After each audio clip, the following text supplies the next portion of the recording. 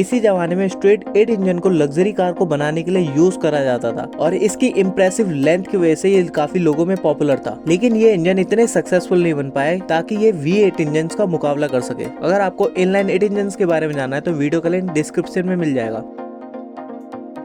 V8 engine में होते हैं 8 सिलेंडर पिस्टन और इसके एक बैंक में 4 सिलेंडर पिस्टन और दूसरे बैंक में होते हैं 4 सिलेंडर पिस्टन और इसके सभी पिस्टन कनेक्ट होते हैं एक सिंगल क्रैंक शाफ्ट से और ये पिस्टन जो अरेंज होते हैं इनको बोला जाता है V कॉन्फ़िगरेशन। 1904 में पहला V8 इंजन बनाया था फ्रेंच एंटोनेट कंपनी ने और ये इंजन केवल एयरक्राफ्ट के लिए बनाया गया था। बाद में इस इंजन को डेवलप करके शिप्स और कार्स के यूज के लिए बनाया गया। 1914 से लेकर 1935 तक कैडिलैक एल हेड कंपनी ने V8 इंजन को बनाया था और इसने पहले ही साल में लगभग 13,000 कार को बेच दिया था। लेकिन V8 इंजन की सबसे ज्यादा पॉपुलैरिटी जब बढ़ी थी जब 1932 में फोर्ड कंपनी ने फ्लैट हेड V8 इंजन को बनाया था।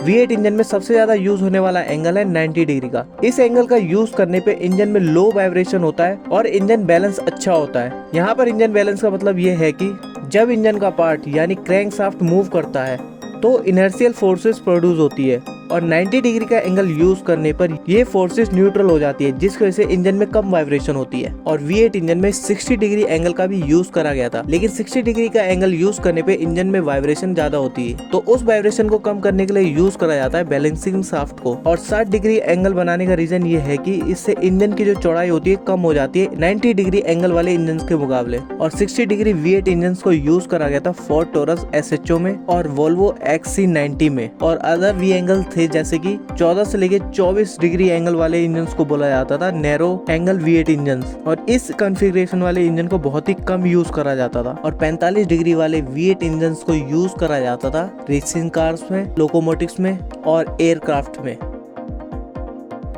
V8 इंजन में दो तरह के कॉन्फ़िगरेशन वाले क्रैंकशाफ्ट का यूज करा जाता है, क्रॉस प्लेन क्रैंकशाफ्ट और फ्लैट प्लेन क्रैंकशाफ्ट। सबसे ज्यादा V8 इंजन कार में क्रॉस प्लेन क्रैंकशाफ्ट को लगाया जाता है क्योंकि इस कॉन्फ़िगरेशन में कम वाइब्रेशन होती है और इसका लो वाइब्रेशन होने का रीजन ये है कि इंजन का जो प्राइमरी और सेकेंडरी फोर्सेज होती है वो बैलेंस रहती है। और इस क्रैंकशाफ्ट में 4 पिन होते हैं और इस पिन का जो एंगल होता है वो होता है 0 डिग्री, 90 डिग्री, 270 डिग्री और 180 डिग्री। और इसकी वजह से जो क्रैंकशाफ्ट का जो शेप होता है वो क्रॉस शेप का दिखता है। V8 engine rambling sound produce करता है क्योंकि इस इंजन का जो फायरिंग ऑर्डर होता है वो अनइवन होता है। V8 इंजन को वैसे तो रेसिंग कार में यूज करा जाता है तो इसलिए इसका जो साउंड होता है उसको अवॉइड करते हैं ताकि इंजन से मैक्सिमम पावर आउटपुट को अचीव कर सके।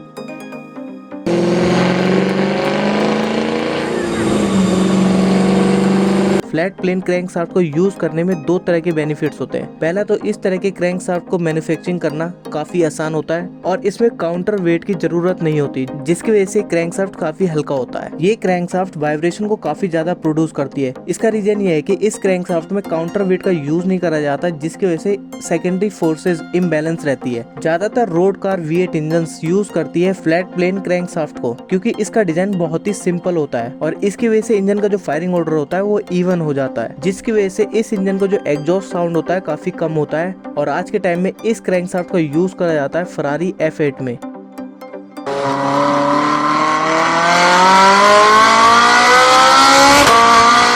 1914 में कैडिलैक कंपनी ने V8 इंजन को बनाया था। वो इंजन था 5.1 लीटर का जो कि प्रोड्यूस करता था 70 हॉर्स पावर को और इस इंजन का जो टॉर्क था 359 न्यूटन मीटर था। और आज के टाइम में यूज होने वाला इंजन जैसे कि फरारी F8 जो कि 3.9 लीटर का है और ये इंजन प्रोड्यूस करता है 710 हॉर्स पावर, वो भी 8000 RPM पर।